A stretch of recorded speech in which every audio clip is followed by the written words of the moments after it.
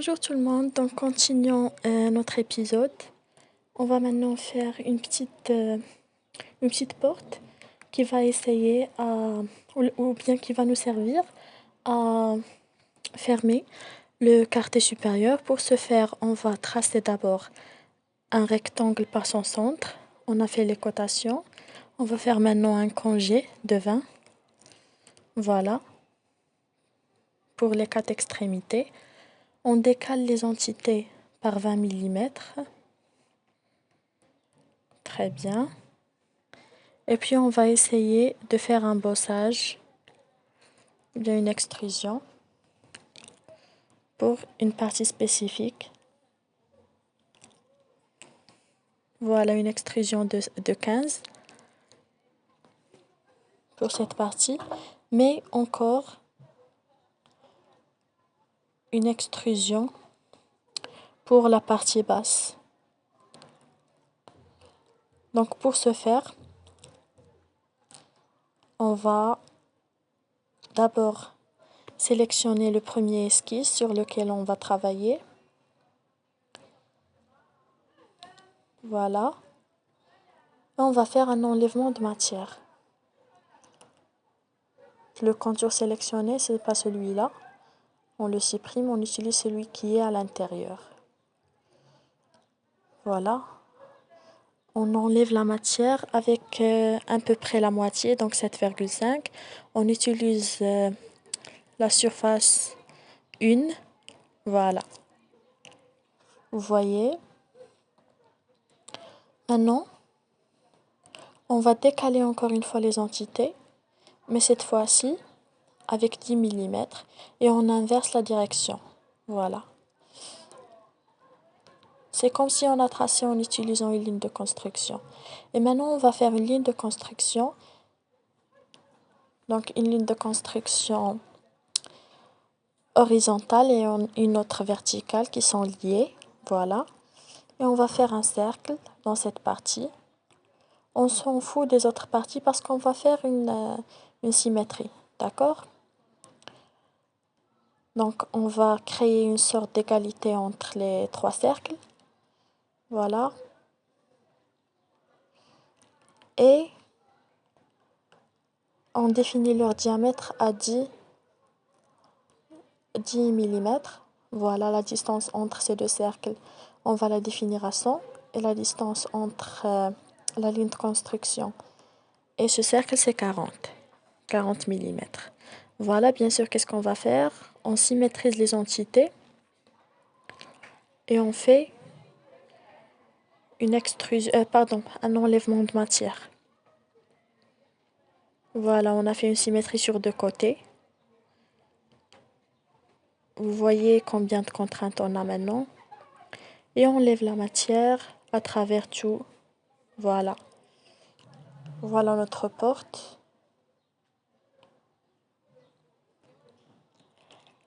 Maintenant, on va faire un congé.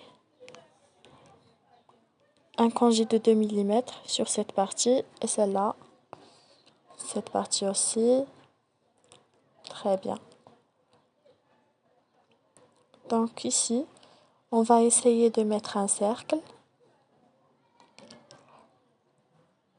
Bien sûr, on va définir son diamètre. Donc définissant son diamètre, on va le fixer dans la valeur de 13,84. Voilà. Donc pour cette partie, on va essayer d'inverser la face sur laquelle on était en train de tracer. On décale l'entité du trou. D'accord? On la décale avec 5 mm. Très bien. Et on convertit l'entité pour qu'on puisse faire une extrusion. Donc, on va faire une extrusion de 10 mm. Vous voyez. Très bien.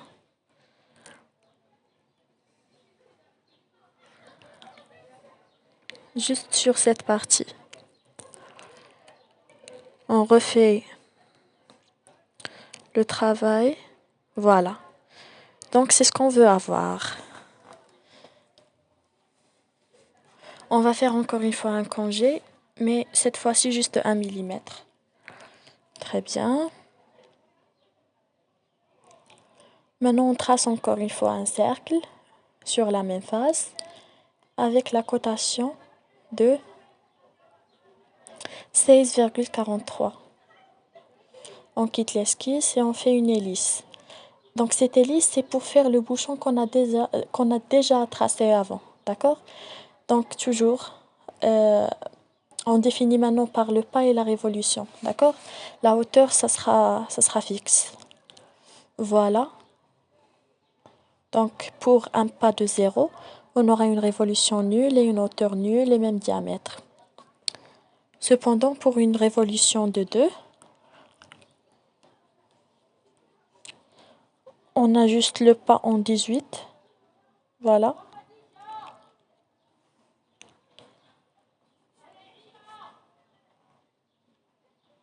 Très bien. On essaie d'ajuster ces paramètres. Donc voilà, le diamètre, ça reste le même.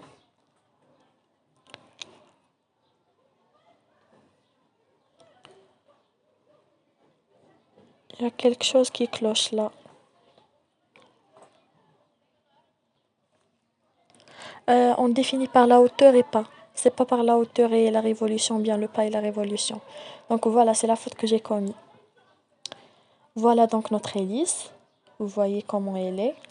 Elle est à l'intérieur. On a essayé de la cacher juste pour la visibilité. Voilà.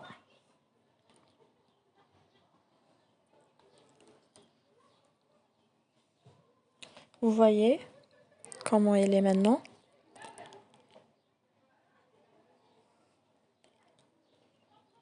Donc on procède de la même manière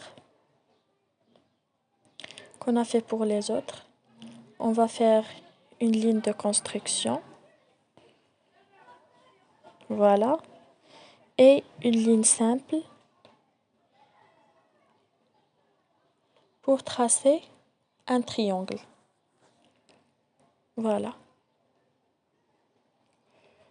Donc on met la symétrie, la contrainte symétrie entre ces 3 points. On met la cotation. Donc ici on va mettre un angle de 60. Voilà. Et la cotation ici, du bout jusqu'à la ligne de construction, on va mettre 8,22. Voilà. On va mettre un congé de 0,15 dans le bout du triangle. On va faire un enlèvement de matière balayée. Donc, on sélectionne l'esquisse, c'est-à-dire on sélectionne le triangle et on sélectionne l'hélice pour pouvoir faire un enlèvement de matière balayée. Voilà.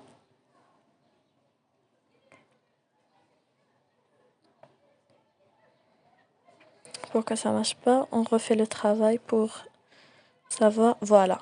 Voilà, donc ça a fonctionné maintenant. Mais où est l'enlèvement? Attendez. Voilà, il est intérieur. Vous voyez? Donc, il reste juste à déterminer le matériau et déterminer la couleur. On choisit toujours une couleur claire pour faciliter l'assemblage. Et voilà, notre pièce est prête. Vous voyez?